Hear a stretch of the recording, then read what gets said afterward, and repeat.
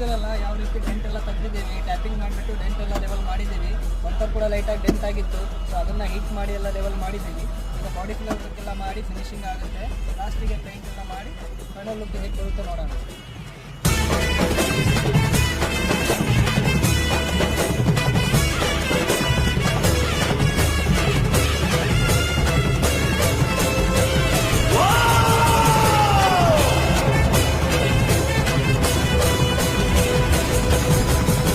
ನೋಡಿದ್ದೀರಾ, ಇಲ್ಲಿ ಡೆಂಟ್ ಇತ್ತು, ಆಮೇಲೆ ಇಲ್ಲೆಲ್ಲ ಸ್ಕ್ರಾಚ್ ಇತ್ತು.